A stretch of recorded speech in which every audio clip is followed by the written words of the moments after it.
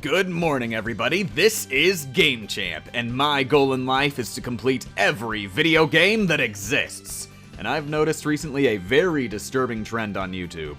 Gamers playing fan games and just having a laugh and moving on. It's depressing.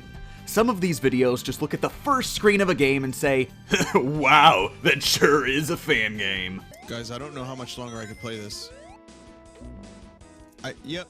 Alright, so that was chaos. I'm calling you out, Vinny Vinesauce.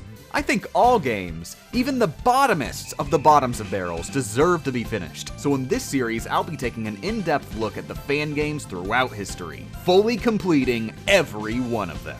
Of course, for our first game, there's really only one option: Sonic Boom.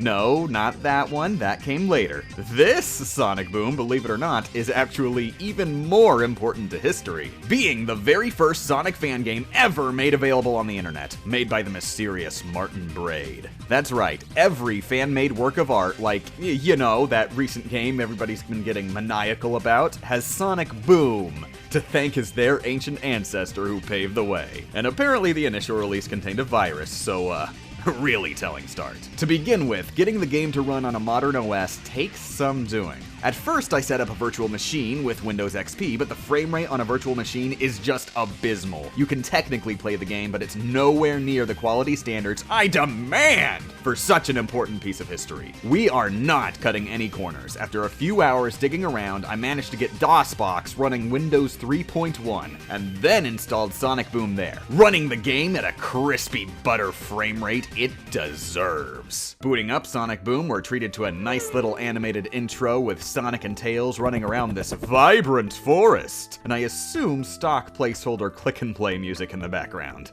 And now here's human music. Press enter, and bam! You are in the most booming Sonic game this side of Eggman Land. Sonic is running at max speed through the forest, and of course, when running that fast, it's natural some bugs might fly in your face. But never fear, Sonic is always resourceful and kept an infinite supply of apples to throw at the bugs. Tails, as usual, follows behind and makes questionable navigation decisions. And be careful not to let the bugs pile up, or they'll form an impenetrable wall at the bottom of the screen. After murdering 7,000 points worth of bugs, we go to an actual cutscene. This game's got real cinematic flair. Tails actually dies, and you can just feel the emotion in Sonic's face. But he knows he can't stop now and runs to face Robo-Sonic. Luckily, you can use his diet against him and feed him a couple dozen apples. His diet thoroughly disrupted, he has no choice but to explode along with the death egg. And miraculously, Tails reveals he survived and saves Sonic in the nick of time. Triumphantly, they fly into the, spontaneously appearing clouds, and the developer went the extra mile and had Sonic slide out towards the screen and strike a rock and roll pose.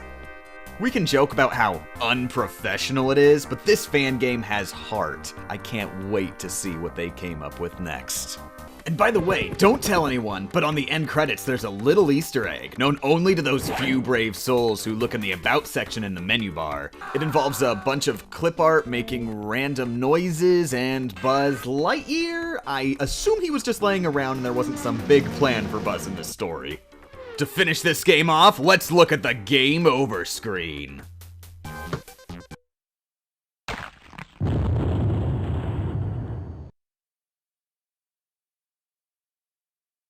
Game over. Martin Braid, you are an artist. And I haven't forgotten, you promised us a sequel. I'm still waiting for Sonic's Quest. And since it wouldn't fit in its own video, I should also note there's a mod of this fan game, I'm serious, called Rotor Boom, making minor alterations and starring Rotor, aka Boomer, from the Sad AM TV show and Archie comics. It's actually got slightly more special effects, it's Christmas themed, and the end credits scene deserves some credit. Sonic Boom to Rotor Boom! Ian Cloakin! You can tell they didn't take this fan game very seriously. Game over. Arigato gozaimasu desu for watching, everybody, and see you next time when I'll be exploring more of fan game history. Special thanks to all Patreon supporters, including Eric Flynn, Lord Renzi, Leslam, and Zany Bands. And, of course, let me know how much this video sucks and how I can improve the next one in the comments below. Arigato gozaimasu desu for watching! And get out of my house.